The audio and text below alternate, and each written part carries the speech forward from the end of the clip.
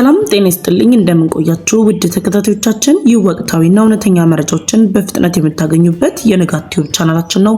የሰዓቱን ዋና ዋና መረጃዎችን በማስቀደም እንጀምራለን። ህወሓት ሸዋሸዋ ተሰራ ጸረ ድሮኖቹም ከሽፈዋል። አሰብና ምጽዋ ሊለሙ ነው ከስምምነትም ደርሰዋል። ከቡና ወደ ሶላር የኢትዮጵያ በ10 እጥፍ አደገ። ኢትዮጵያ የቻይናን አካተተች የ5 ዓመት ስምምነትም ተፈረመ። አክሲዮን አንገዛም የስታንባንክ ባንክ አስገራሚ ውሳኔ በኢትዮጵያ። መረጃዎቻችን በፍጥነት እንዲደርሳችሁ ቻናላችንን ሰብስክራይብ በማድረግ የደወል ምልክቷን ይጫኑ እያልን አሁን በዝርዝር ወደ ያዝናቸው መረጃዎች እናልፋለን። እስከ ዝግጅታችን ፍጻሜ አብራችሁን ቆዩ። ህወሓት ሸዋሸዋ ተሰራ ጸረ ድሮኖቹ ከሽፈዋል። በትግራይ ክልል ጦርነት ለመክፈት እየሰራ የሚገኘው የህወሓት ቡድን ከፌደራል መንግስቱ ጋር ወደ ጦርነት ለመግባት ዝግጁ መሆናቸውን በመግለጽ ጸረ ድሮን መታጠቃቸውን እየገለጹ ባሉበት በዚህ ወቅት ላይ በዶክተር ደብረጽዮን ገብረሚካኤል የሚመራው የህወሓት ቡድን ያልተጠበቀ ሸዋሸዋ መሰራቱ ተሰምቷል። ህወሓት ከምስራቅ አውሮፓ ሀገራት የጸረ ድሮን መሳሪያዎችን በመግዛት በመቀለ ከተማ ላይ የመገጣጠም ስራውን ሲሰራ ቆይቶ በሰሞኑም መከላከያ ሚኒስቴር በፈጸመው የድሮን ጥቃት ለመከላከል ተግባር ላይ ቢውልም ጸረ ድሮኖቹ የመከላከል አቅም የሌላቸው መሆኑን ተረጋግጧል። ህወሓት በከፍተኛ ሁኔታ 400 ሚሊዮን ዶላር ገዝቶ ያመጣው ጸረ ድሮን የመከላከል አቅም የሌለው መሆኑን ተከትሎ ከህዝብ የተነጠቀ ገንዘብ ለኪሳራ መዋሉ ነው የተነገረው።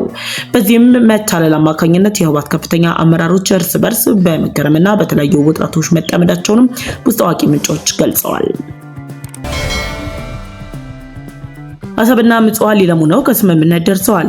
የኤርትራው ፕሬዝዳንት ኢሳያስ አፈወርቂና የግብፁ ፕሬዝዳንት አብዱል ፈታህ አልሲሲ በግብጽ ያደረጉት ባለው ቆይታ ከፍተኛ የግብጽ ባለስልጣናትን ጨምሮ የኤርትራ የውጭ ጉዳይ ሚኒስትር ኦስማን ሳል በተገኙበት በአሰብ ወደብና በምጽዋ ላይ አዲስ የልማት ስምምነት ላይ መድረሳቸው ተሰምቷል። የግብጽ መንግስት ኢትዮጵያ ከቀይ ባህር ለማራቅ የሚያደርገውን ስትራቴጂካዊ እንቅስቃሴን ተከትሎ በአሰብ ወደብና በምጽዋ ወደብ ላይ የወደብ መሰረተ ግንባታን በማከናወን ከኤርትራ ጎን ለመሰለፍ በሚያደርጉት ጥረት ዋነኛ መሰረት ሊሆን እንደሚችልም እየተነገረ ይገኛል። የስምምነት የኤርትራና የግብጽ የውጭ ጉዳይ ሚኒስትሮች ባወጡት የጋራ መግለጫ ይፋ የሆነ ሲሆን በግብጽና በኤርትራ መካከል በተደረሰው ስምምነት በአሰብና በምጽዋ ወደብ ላይ በሁለቱም ወገኖች መካከል በማዕድን፣ በወደብ መሰረተ ልማት፣ የመድኃኒት ኢንዱስትሪ፣ የባህር ማመላለሻ፣ የመርከቦች እንቅስቃሴና የኤርትራን ወደቦች ከግብጽ ወደቦች ጋር ያላቸውን ግንኙነት በማሳደግ በሁለቱ ሀገሮች መካከል ያለውን የመሬት የአየርና የባህር ግንኙነት በተመለከተ በትብብር ለመስራት ስምምነት ላይ መድረሳቸው ተሰምቷል። በግብጽና በኤርትራ መካከል በተደረሰው ስምምነት ግብጽ በቀጠናው ላይ ኤርትራን በመጠቀም ተጽዕኖ ለመፍጠር የምታደርገውን ጥረት የሚያሳድግ መሆኑም እየተነገረም ይገኛል። የኤርትራው ፕሬዝዳንት ኢሳያስ አፈወርቂ ለካይሮ የ3 ቀናት ጉብኝታቸው እስካሁን አጠናቀው አለመመለሳቸውንም የተለያዩ ምንጮች ገልጸዋል። ከቡና ወደ ሶላር የኢትዮጵያ በ10 እጥፍ አደገ። የኢትዮጵያ ኢኮኖሚ የጀርባ አጥንት መሆኑ የሚነገርለት ቡና ከሚያስገኘው ገቢ ጋር መወዳደር የሚችል አዲስ የኢኮኖሚ በር መከፈቱ ተሰምቷል። አሁን ካለው እድገት አንጻር የቡና ምርታማነትን ሊተካ በሚችል መልኩ በኢኮኖሚ ላይ ብቅ ያለው የሶላር ፓኔል ማምረቻ ግብዓት ወጪ ንግድ ከጊዜ ቀደም ተጨባጭ እንቅስቃሴ ካልነበረበት ደረጃ በመነሳት እንደ አውሮፓውያን አቆጣጠር በ2026 የሀገሪቱ አራተኛ ትልቅ የወጪ ንግድ ምርት መሆን መቻሉ ነው የተነገረው።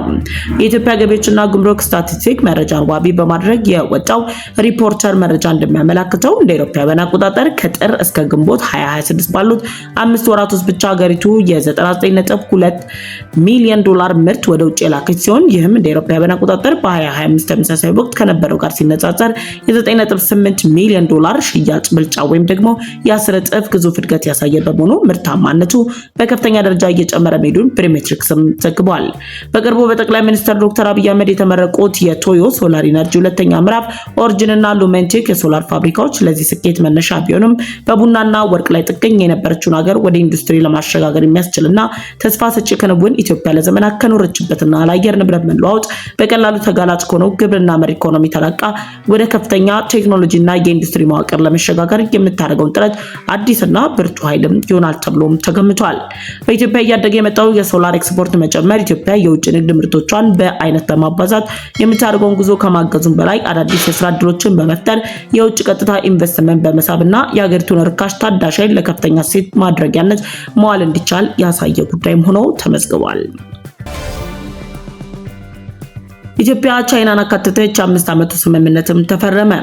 ኢትዮጵያ የቻይና መንግስትን ያካተተ የ5 ዓመት ስምምነት መፈረሟ ተሰምቷል።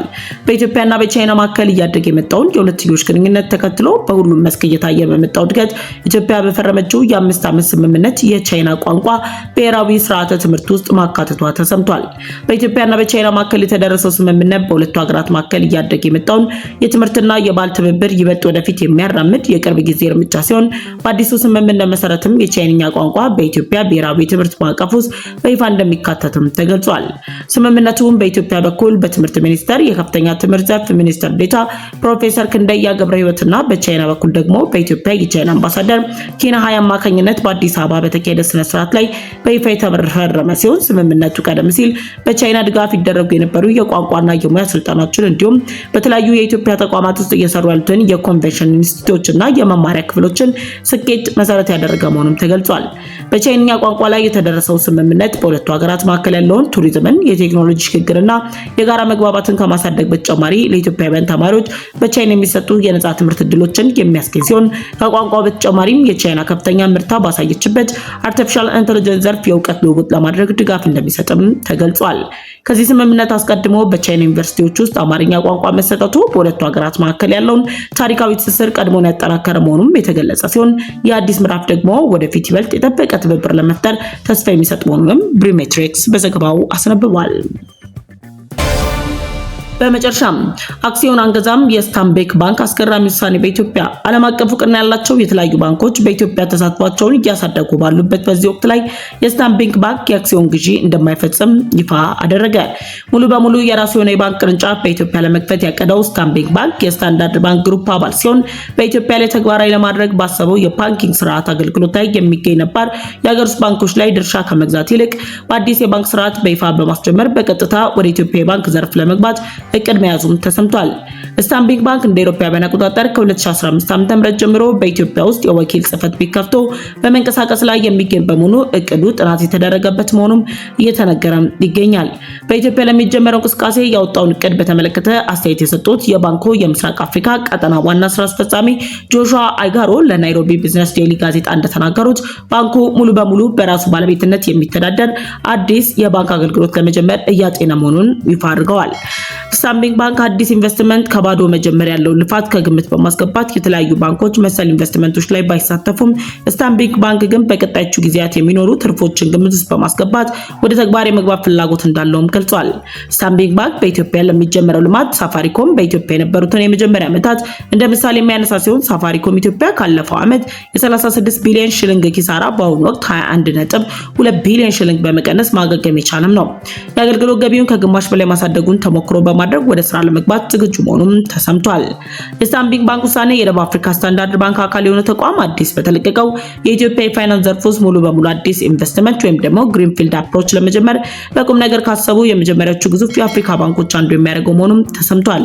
የኢትዮጵያ ብሔራዊ ባንክ ያደረጋቸው ማሻሻያዎች የፋይናንስ ዘርፍን ለውጭ ኢንቨስተሮች ክፍት ቢያደርጉም በድርሻ ግዢ ላይ ግን ጥብቅ ገደብ በመጣሉ ማሻሻያው የኢትዮጵያ ባለ አክሲዮኖች የ51 በመቶ የአንበሳውን ድርሻ ይዘው እንዲቀጥሉ የሚያስገድድ ሲሆን ይህም የውጭ ባንኮች በአገር ውስጥ ባንኮች ውስጥ አክሲዮን በመግዛት ቢገቡ እንኳን የሚኖራቸው ድርሻ አነስተኛ መሆኑን ተሰምቷል። ስታንቢክ ባንክ ባሳየው ፍላጎት በተጨማሪ የኬንያ ባንክ ግሩፖች ኬሲቢ ግሩፕ እና ኢኩዊቲ ግሩፕ ሆልዲንግስ ጨምሮ በኢትዮጵያ ገበያ ላይ ፍላጎት ያሳዩ ሲሆን ባንኮቹን ወደ ተግባር ለማስገባት አሁን ባለው አሰራር መሰረት አነስተኛ ድርሻ ይዞ መግባት ግን ለብዙዎች ስጋትም ሆኖባቸዋል ነው የተባለው። የሰዓቱ መረጃዎች ያስደመጥናችሁ ነበር። እነዚህ መረጃዎች ያስደመጣችሁ የንጋት ቲዩብ ነው።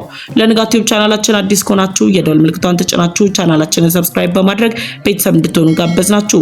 ቻናላችንን ሰብስክራይብ አድርጋችሁ ቤተሰብ ሆናችሁ ላይክ እና ሼር በማድረግ ለወዳጅ ዘመዶቻችሁ እንድታጋሩም እንጠይቃችኋለን። በቀጣይ በሌሎች መረጃዎች እንመልሳለን። እስከዛውም ቸር ቆዩን።